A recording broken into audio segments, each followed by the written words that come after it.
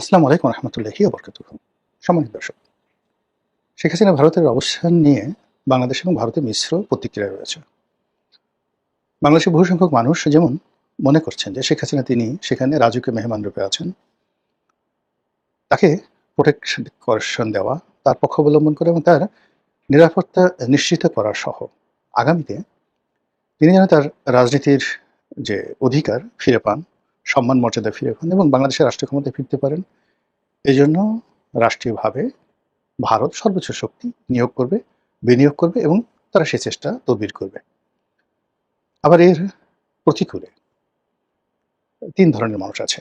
এক ধরনের মানুষ মনে করছে যে ভারত এই কাজটি করেছে, অর্থাৎ শেখ হাসিনাকে যে আশ্রয় দিয়ে সেটা খুব মন্দ কাজ করেছে, এই পর্যন্ত বলে তারা চুপচাপ থাকেন। আরেক পক্ষ মনে করছে যে শেখ হাসিনা সেখানে বেঁচে নেই, ভারত নিতান্ত বাধ্য হয়ে তাকে সেখানে আশ্রয় দিয়েছে। কিন্তু যে কোনো কারণে হোক না কেন, এখন তার যে বাঁচিয়ে রাখা বা তার মৃত্যুর খবর গোপন রাখা, এটা ভারতের জন্য ফরজ হয়ে গেছে, ভারত এই কাজগুলো করছে। এই ধরনের মানুষ আছে, তারা চিন্তা করছেন। আরেক ধরনের মানুষ আছেন, তারা বলছেন যে ভারত মূলত শেখ হাসিনাকে ট্রাম্প কার্ড হিসেবে ব্যবহার করছে। বিশেষ করে বিএনপি, জামাত, এনসিপির যারা নেতৃবৃন্দ, তারা মনে করছে যে ভারত মূলত শেখ হাসিনাকে এজ এ ট্রাম্প কার্ড হিসেবে তাদের বিরুদ্ধে ব্যবহার করছে। ভারত চাচ্ছে সরকারের সঙ্গে এটা বার্গেনিং করার জন্য। বাংলাদেশের সঙ্গে ভারতের ইতিপূর্বে যে সকল চুক্তি রয়েছে, সেই সকল চুক্তি যেন সরকার বাতিল না করে।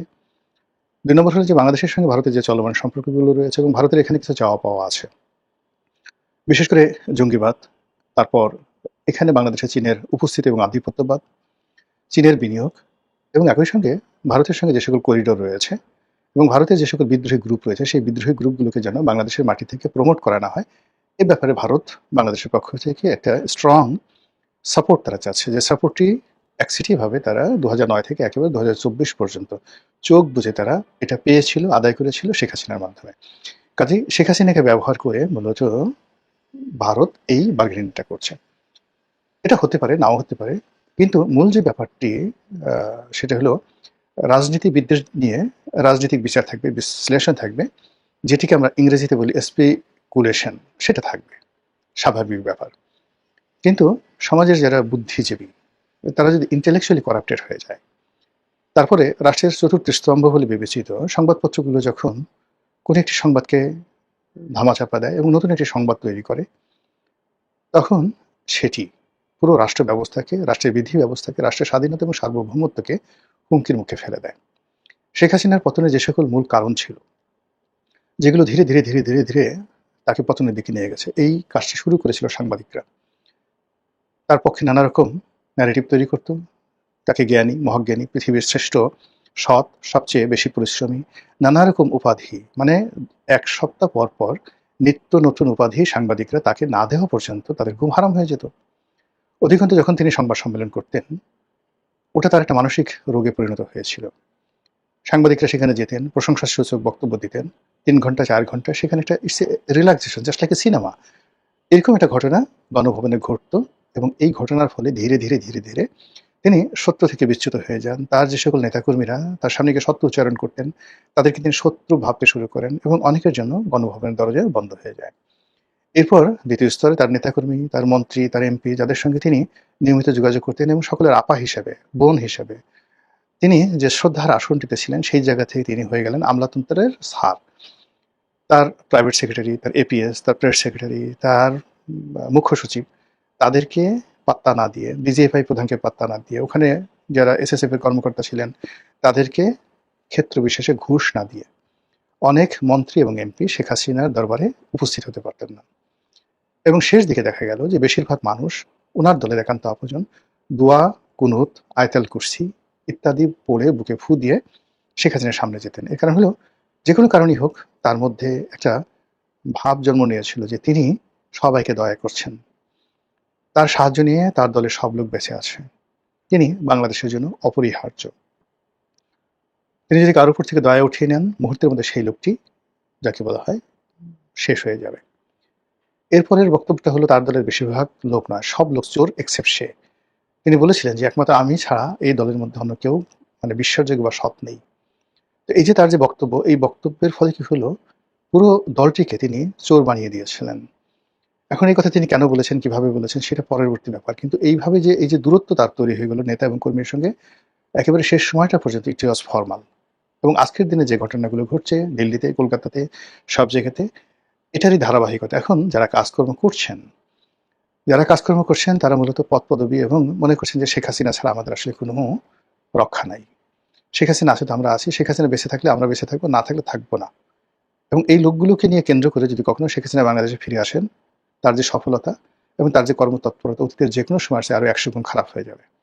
অন্যদিকে এই বাংলাদেশে যারা আছেন তারা প্রায় সবাই মোরাল ক্যারেজ হারিয়ে ফেলেছেন।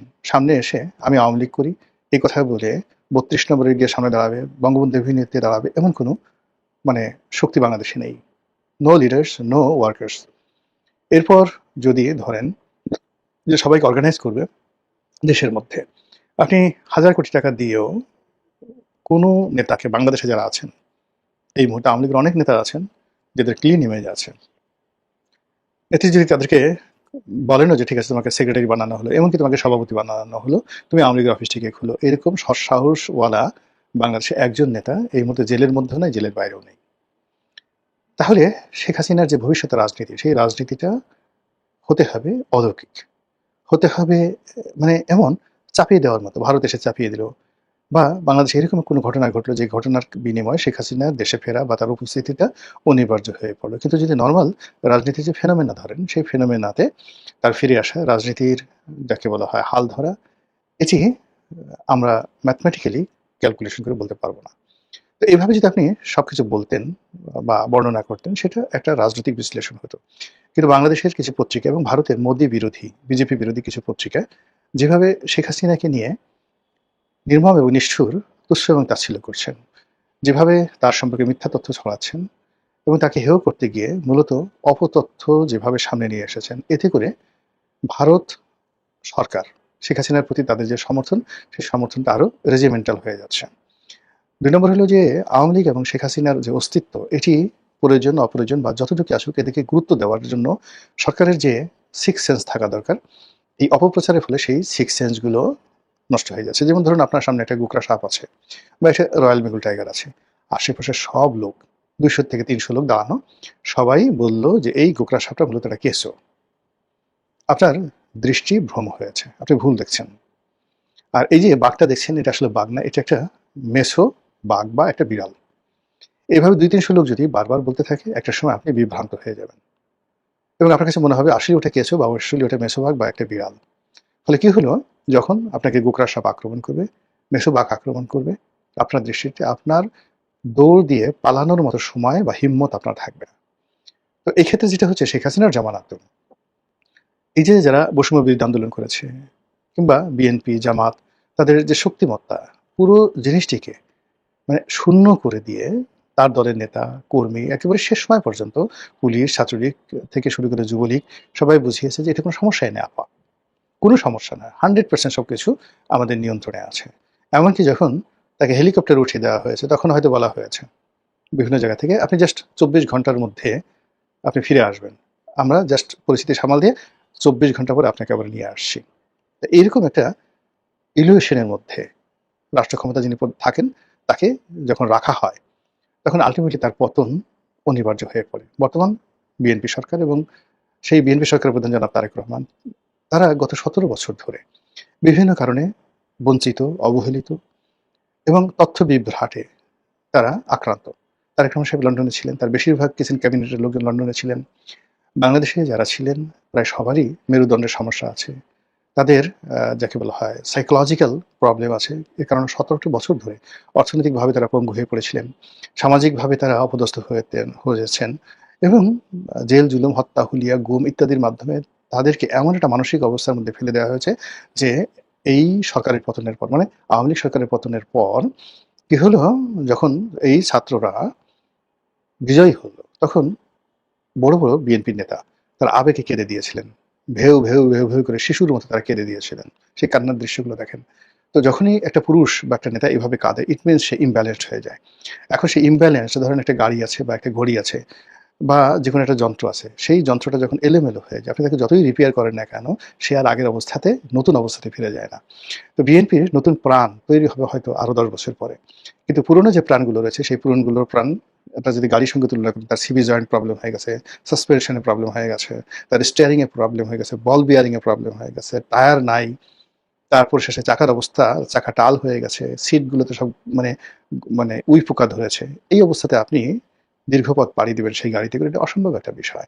তো এই যখন বাস্তব অবস্থা, সেই বাস্তব অবস্থায় প্রায় সব জায়গাতেই রিপেয়ারমেন্ট দরকার। সেই রিপেয়ারমেন্ট না করে আমাদের যে পত্র-পত্রিকাগুলো যে প্রচার করছে যে না, ২০৪৫ সন পর্যন্ত, ৫০ সন পর্যন্ত তারেক রহমান সাহেব ক্ষমতায় থাকবেন। তারপর জুবাইদুর রহমান, তারপর জাইমা রহমান। ১০০ বছরের একটা মাস্টার প্ল্যান আল্টিমেটলি করে দেওয়া হয়ে গেছে। এবং শেখ হাসিনার জমানাতে যে সকল সাংবাদিকরা ছিলেন, তারা যে নির্বুদ্ধিতা নিয়ে, তারা যে গোবর মার্কা বুদ্ধি নিয়ে, আমরা বলি মাথায় গোবর ভরা, কাউডাং। ওর মাথায় ঘেলু বলতে কিছু নয়, পুরোটাই কাউডাং। তো শেখ হাসিনার জামানাতে যদি কাউডাং এর পার্সেন্টেজ, অর্থাৎ মাথার মধ্যে যে নিউরন আছে, রক্ত আছে, মাংস আছে, মস্তিষ্ক আর যে চর্বি আছে, 90% চর্বি, তো সেখানে যদি অ্যাটলিস্ট শেখ হাসিনার জামানাতে 50% কাউডাং থাকে, মানে গোবর থাকে, এখন 99% কাউডাং রয়ে গেছে, যারা এই সরকারকে অন্ধভাবে সমর্থন করছেন। সরকারকে যে সমস্ত লোকজন বাংলাদেশে বা দেশের বাইরে সমর্থন করছেন, এরা প্রায় সবাই মানসিকভাবে বিক্ষুব্ধ, অস্থির, তাদের মধ্যে হতাশা আছে, এবং যেটাকে ইন্টেলেকচুয়ালি করাপ্টেড বলা হয়। বুদ্ধিবৃত্তির দিক থেকে তারা অসৎ। তারা বিএনপিকে ভালোবেসে নয়, তাদের প্রতিদ্বন্দ্বী, অপছন্দের মানুষ হয়তো পদপদবি পেয়েছে, এখন তারা পদপদবি পায়নি, কিন্তু প্রফেশনে আছে। ওই জায়গায় থেকে তারা এমন কিছু ন্যারেটিভ তৈরি করছে, যে ন্যারেটিভের ফলে বিএনপির আসলে আলটিমেটলি ক্ষয়ক্ষতি হবে। তো এমন কিছু ন্যারেটিভ তৈরি করছে, যে ন্যারেটিভের ফলে শেখ হাসিনার ক্ষমতা আরো বাড়বে, শেখ হাসিনার সঙ্গে ভারতের সম্পর্ক আরো বেড়ে যাবে, এবং শেখ হাসিনাকে ভারতের কাছে অনিবার্য করে তুলবে। মূল খবরে আসি, বক্তব্য শেষ করব। মূল খবর হলো, পত্রপত্রিকাগুলো বলার চেষ্টা করছে যে শেখ হাসিনা এখন ভারতের জন্য লায়াবিলিটিস, নরেন্দ্র মোদীর জন্য লায়াবিলিটিস, তাকে তৃতীয় দেশে, চতুর্থ দেশে পাঠানোর জন্য তারা পাগল হয়ে গেছে, এবং তারা যে কোনো সময় বাংলাদেশে যদি তাকে হ্যান্ডকাপ পরিয়ে বাংলাদেশে অ্যারেস্ট করে তারেক রহমান সরকারের কাছে হস্তান্তর করে, এতে ওই যে সরকার সমর্থক যে সকল পত্রপত্রিকা রয়েছে, তারা আশ্চর্য হবে না। এর কারণ হলো যে ভারত কেবলমাত্র কমার্শিয়ালি ভায়াবল এবং মানে হলেই শেখ হাসিনাকে হস্তান্তর করবে। কিন্তু বাস্তবতা হলো যে বাংলাদেশের সঙ্গে ভারতের যদি সম্পর্ক ধরেন, সেই বহুকাল ধরে, এমনকি বঙ্গবন্ধুর জামানাতে, ভারত কিন্তু সবসময় একটা ক্যারেক্টারিস্টিক্স বজায় রেখেছে। বাংলাদেশ দখল করার যদি তাদের পরিকল্পনা থাকতো, তারা ১৯৭১ সালে করতে পারতো। বাংলাদেশ দখলের পরিকল্পনা থাকলে তারা ১৯৭৫ সালের ১৬ই আগস্ট করতে পারতো। বাংলাদেশ দখল করার যদি তাদের চেষ্টা থাকতো, তারা ইভেন এই যে মানে আগস্ট মাসের ৫ তারিখ বা ৬ তারিখে তারা সেই কাজটি করতে পারতো। আপনি যদি বাংলাদেশে ভারতীয় মিলিটারি ৬ তারিখে আসতো, শেখ হাসিনা চলে গেছে, এরপর যদি তারা আসতো, আপনি কি করতেন বলেন? যুদ্ধ করার সাথে আপনার উপায় ছিল না, কিন্তু ওই মুহূর্তে পুলিশের, মিলিটারির যে অবস্থা ছিল, সেক্ষেত্রে কারা যুদ্ধ করতো? আমাদের আর্মস কোথায় ছিল? অ্যামুনিশন কোথায় ছিল? কিন্তু ভারত এই জিনিসগুলো আসলে কখনোই চেষ্টা করেনি। ভারত শেখ হাসিনাকে আশ্রয় দিয়েছে, তার সঙ্গে সঙ্গে তারা রাষ্ট্রীয় পর্যায়ে বাংলাদেশের জনগণের সাথে সম্পর্ক স্থাপন, রাষ্ট্রীয় পর্যায়ে বাংলাদেশের সঙ্গে সম্পর্ক স্থাপনের পাশাপাশি বিএনপির সাথে সম্পর্ক স্থাপন এবং দৈনন্দিন কর্মকাণ্ড চালিয়ে নেওয়ার জন্য যা যা করা দরকার, সেই জিনিসগুলো কিন্তু করে যাচ্ছে। এখন এগুলোকে ম্যাটেরিয়ালাইজ করার জন্য যে ডিপ্লোম্যাটিক নলেজ দরকার, ডিপ্লোম্যাটিক এফোর্ট দরকার, এবং একই সঙ্গে সঙ্গে আন্তরিকতা দরকার। সেই জিনিসগুলো সরকার বা সরকারের যারা মিডিয়া রয়েছে বা সরকার সমর্থিত যে সকল বুদ্ধিজীবী রয়েছে, তারা সেই কাজগুলো না করে ভারত এবং বাংলাদেশের মধ্যে যেন বিষ তৈরি হয়, বিএনপির সাথে যেন ভারতের সম্পর্ক নষ্ট হয়ে যায়, এই জন্য তারা প্রাণান্ত চেষ্টা করে যাচ্ছে, যার ফলে আলটিমেটলি বাংলাদেশের জন্য কোনো ভালো ফলাফল আগামীতে অপেক্ষা করছে বলে আমার কাছে মনে হচ্ছে না। মহান আল্লাহ আমাদের সবাইকে হেদায়েত দান করুন এবং হেফাজত করুন। আসসালামু আলাইকুম ওয়া রাহমাতুল্লাহি ওয়া বারাকাতুহু।